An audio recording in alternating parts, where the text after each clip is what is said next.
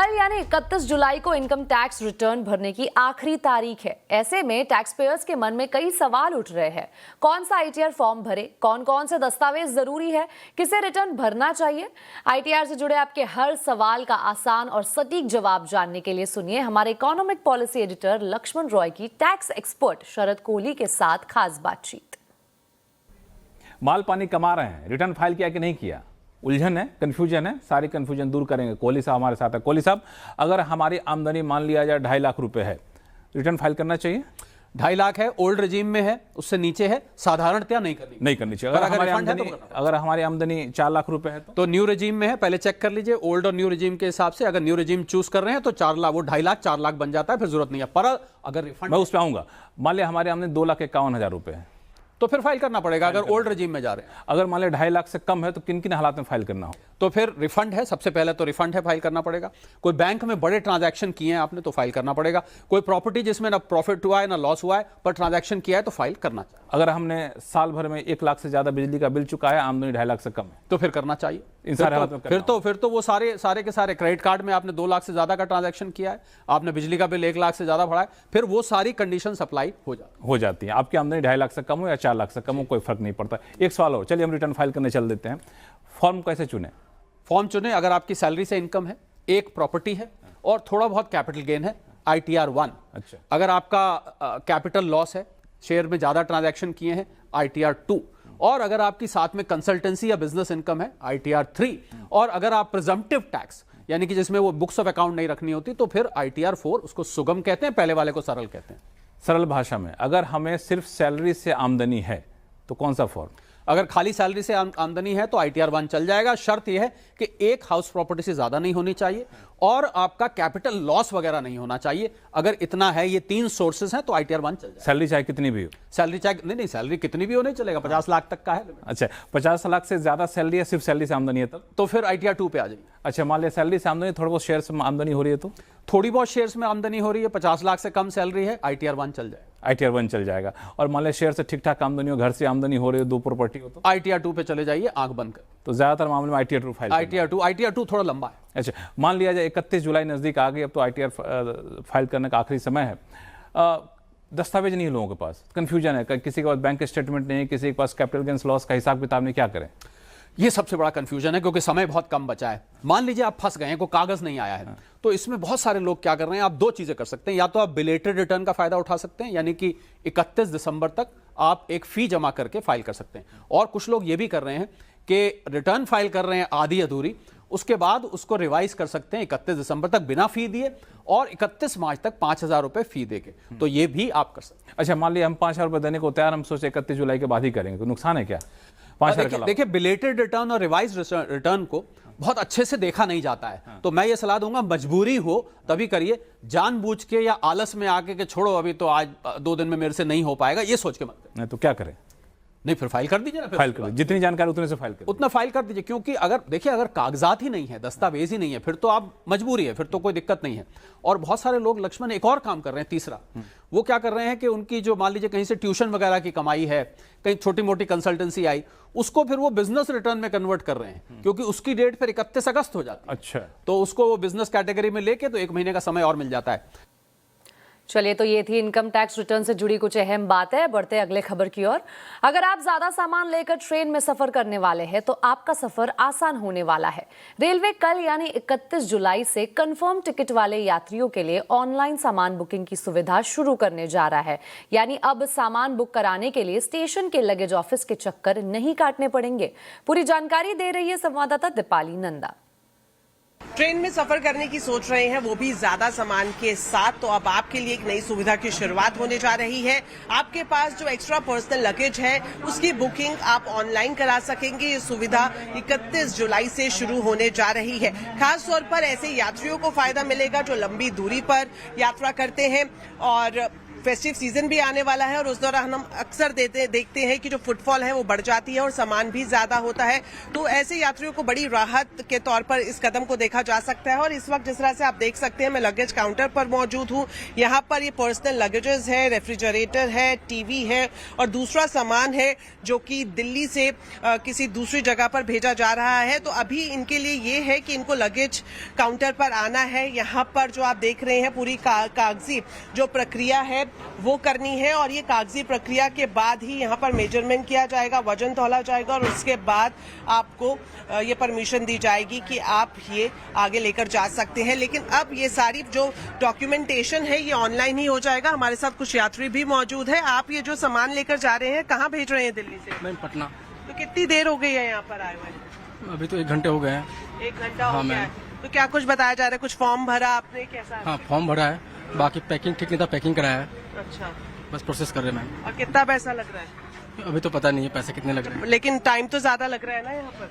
हाँ, टाइम तो हम लेंगे, बहुत रस है ना मैम, बहुत भीड़ है इसीलिए। बिल्कुल। तो यहाँ पर जिस तरह से इन्होंने बताया कि 1 घंटे से ज्यादा का वक्त हो गया और अब तक इनका नंबर नहीं आया है, तो यही जो असुविधा यात्रियों को हो रही है इसी को पूरा डिजिटाइज करने जा रही है रेल मंत्रालय और सुविधा खासतौर पर ऐसे यात्रियों को जरूर फायदा पहुंचाएगी। और फेस्टिव सीजन जिस तरह से मैंने पहले भी जिक्र किया कि उस दौरान इस तरह का कदम एक राहत भरा साबित हो सकता है। दीपाली नंदा, दिल्ली। बिजनेस, दुकान या ट्रेडिंग करने वाले जीएसटी कारोबारियों के लिए राहत की खबर है। 1 अगस्त से ई-वे बिल सिस्टम में लागू होने वाले सख्त नियम अगले आदेश तक टाल दिए गए हैं। पूरी डिटेल बता रहे संवाददाता आलोक प्रियदर्शी। बिल्कुल, देखिए, ई-वे बिल के मोर्चे पर जीएसटी कारोबारियों को बड़ी राहत मिल गई है। दरअसल 1 अगस्त से ई-वे बिल सिस्टम में बड़ा बदलाव होने जा रहा था, जिसके तहत bill to ship to column में बायर का रजिस्ट्रेशन नंबर डालना अनिवार्य कर दिया गया था। बिना रजिस्ट्रेशन नंबर डाले ई-वे बिल जनरेट करने पर रोक लगाने का प्रावधान था। साथ ही साथ अगर कोई अनरजिस्टर्ड बायर है, ऐसी सूरत में उसका यूआरपी कोड डालना जरूरी था। इसके किए बगैर ई-वे बिल जनरेट नहीं किया जा सकता था। दरअसल इस नियम को लेकर कारोबारियों ने सरकार से अपील की थी और उसे 3 महीने तक टालने की मांग की थी। लिहाजा सरकार ने दिक्कतों को देखते हुए इसे अगले आदेश तक टालने का फैसला किया है। दरअसल इस नए सिस्टम में एक और फैसिलिटी भी जोड़ी जा रही थी, जिसके तहत अगर माल की डिलीवरी हो जाती है, ऐसी सूरत में कारोबारी अपनी स्वेच्छा से वॉलंटरली ई-वे बिल सिस्टम को बंद भी कर सकता था। लेकिन अब इस पूरे सिस्टम को फिलहाल 1 अगस्त से जो लागू किया जाना था उस पर रोक लगा दी गई है और अब अगले आदेश के बाद इसे लागू किया जाएगा। इस सिस्टम को ज्यादा ट्रांसपेरेंसी और जो फर्जीवाड़ा होता है उससे रोकने के लिए लाया गया था। एक सख्त कंप्लायंस था जिसको लेकर जीएसटी कारोबारी परेशान थे। लिहाजा अब इसको रोक लगा दी गई है, इस फैसले को टाल दिया गया है। लोकसभा से पास होने के बाद अब एंटी पेपर लीक बिल पर राज्यसभा में चर्चा हो रही है। आज पीएमओ में मंत्री जितेंद्र सिंह ने इस बिल को राज्यसभा में पेश किया। उन्होंने इस दौरान यूपीए सरकार और विपक्ष पर निशाना साधा। जितेंद्र सिंह ने कहा कि कांग्रेस ने कभी भी करप्शन फ्री एग्जाम के लिए कोई कदम नहीं उठाया और उन्हें पीएम मोदी को थैंक यू बोलना चाहिए कि उनके अधूरे एजेंडे को मोदी सरकार लागू कर रही है। वहीं राज्यसभा में नेता प्रतिपक्ष मल्लिकार्जुन खड़गे ने कहा कि इस बिल से पेपर लीक नहीं रुकेगा। इसके अलावा खड़गे ने छात्रों पर लाठीचार्ज और दूसरे एक्शन के लिए गृह मंत्री अमित शाह को घेरा। I'm sure they will appreciate and be grateful and thank Prime Minister Modi that the unfinished task and unfinished agenda left by UPA is being completed and brought to conclusion by the NDA. As per this new law, the investigation will be complete in 2 months, followed by trial in 3 months, 5 mahine. We did not allow indefinitely running trials, which was happening in the earlier governments. Just as they took 70 years to erase out Article 370, which was their commitment, they took 33 years not to bring in National Testing Agency. आप home minister को हिफाजत करना चाहते हैं, लेकिन बहुत दिन हिफाजत नहीं कर सकते। इस पूरे घटनाक्रम का सर्वोच्च सूत्रधार कौन थे? कौन थे? अगर गृह मंत्री इनके जवाब नहीं दे सकते तो उन्हें इस्तीफा देना चाहिए। इन सवालों का जवाब अगर उनके पास नहीं है, अगर वो सफाई नहीं दे सकते यहाँ आकर, वो सदन में आकर ही देना, मैं बाहर पूछ रहा हूँ थोड़ी, तो आना और वो देना चाहिए। और खासकर इस कारणों के लिए, इस वजह से वो जिम्मेदार है, उनको इस्तीफा देना चाहिए और प्रधानमंत्री उनको पूछना चाहिए। और संसद की कार्यवाही लगातार ठप हो जा रही है। हालांकि कुछ बिल भी पास हो रहे हैं, लेकिन स्टूडेंट्स पर पैलेट गन और हिंसक एक्शन पर लगातार बवाल मचा हुआ है। आवाज अड्डा में आज हम इसी पर चर्चा कर रहे हैं। हंगामा जारी है।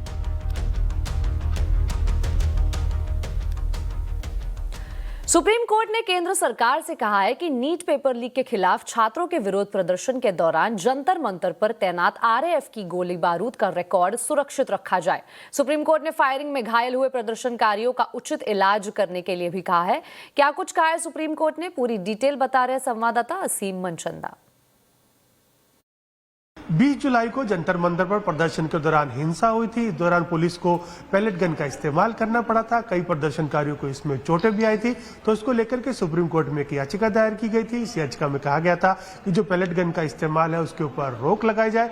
सुप्रीम कोर्ट ने इस मामले की सुनवाई की। सुप्रीम कोर्ट ने कहा कि जब प्रदर्शन शांतिपूर्ण हो रहा है, लेकिन इसमें कुछ असामाजिक तत्व शामिल हो सकते हैं जो कि पुलिस के ऊपर पथराव भी कर सकते हैं, तो ऐसे में हम किस तरह से पुलिस को निर्देश दे सकते हैं कि वो पैलेट गन का इस्तेमाल ना करे।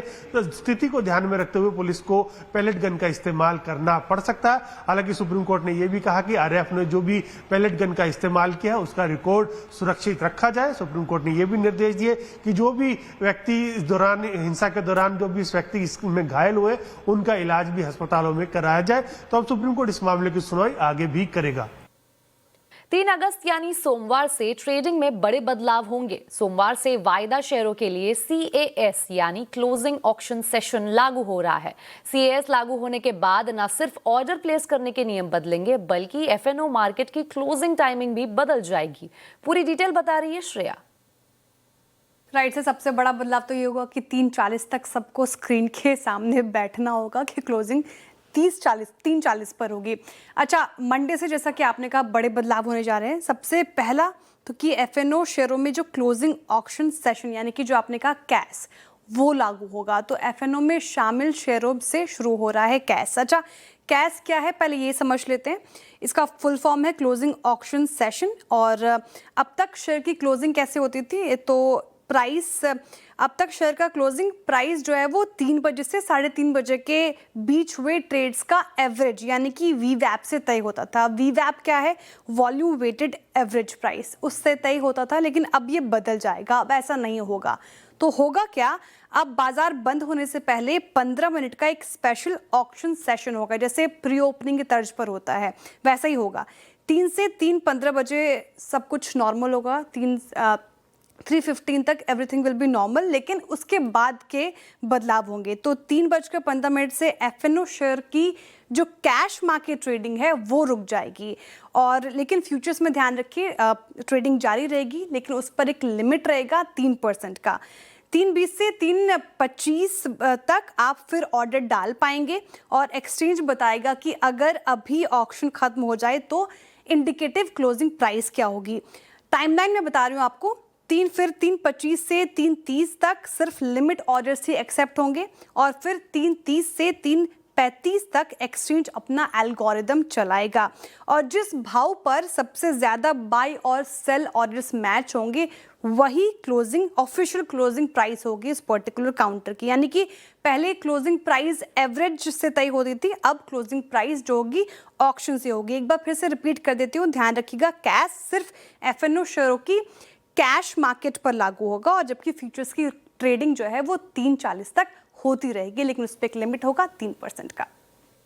बढ़ते हैं अगली खबर की ओर। देश में प्रीमियम मोटरसाइकिल सेगमेंट में अपनी पकड़ मजबूत करने के लिए जावा ESD ने अपनी 3 पॉपुलर मॉडल्स स्क्रैम्बलर, रोडस्टर और एडवेंचर को नए अपडेट्स के साथ पेश किया है। तीनों बाइक्स में नए फीचर्स, नए कलर ऑप्शन और बेहतर परफॉर्मेंस देने वाला इंजन शामिल है। ESD एडवेंचर में नया alpha 2 engine, tubeless spoke wheels, 3 ABS modes, twin LED headlights और एडजस्टेबल वाइजर जैसे फीचर्स दिए गए हैं। वही स्क्रैम्बलर को नए कटार इंजन के साथ पेश किया किया गया है। इसके अलावा रोडस्टर में भी नया अल्फा 2 इंजन दिया गया है, जिससे इसकी परफॉर्मेंस पहले से बेहतर होने का दावा किया है। अगले महीने होने वाले हॉकी वर्ल्ड कप से पहले हॉकी इंडिया ने पुरुष और महिला दोनों राष्ट्रीय टीमों के लिए पारंपरिक नीली जर्सी की जगह अब नई भगवा जर्सी लॉन्च की, जिसके बाद टीम की नई जर्सी विवादों में घिर गई है। हॉकी इंडिया के इस फैसले पर भारत के पूर्व कप्तान वीरेन रास्किन्हा ने सोशल मीडिया पर अपनी नाराजगी जाहिर की। वहीं इस जर्सी को लेकर कांग्रेस नेता प्रियंका गांधी ने भी आरएसएस पर निशाना साधा है, जिसके बाद हॉकी इंडिया के अध्यक्ष दिलीप तिर्की ने इसका जब बचाव करते हुए कहा कि बेहतर विजिबिलिटी के लिए जर्सी का रंग बदला गया है। हॉकी इंडिया के अनुसार केसरिया रंग साहस, त्याग और विजय का प्रतीक है। नई जर्सी का डिजाइन भारतीय तिरंगे, अशोक चक्र, सुदर्शन चक्र और पारंपरिक मंडला कला से प्रेरित है। बता दें कि हॉकी विश्व कप अगले महीने बेल्जियम और नेदरलैंड्स में होना है। महाराष्ट्र एफडीए ने कानून का हवाला देते हुए राज्य के स्कूलों के कैंटीन, हॉस्पिटल के जंक फूड और हॉस्टल के जंक फूड की बिक्री बंद करने को कहा है। क्या यह नियम पूरे देश में लागू होना चाहिए? इसी पर देखिए एक चर्चा आज के कंज्यूमर अड्डा में शाम 5:57 पर। स्कूल में जंक होगा बंद।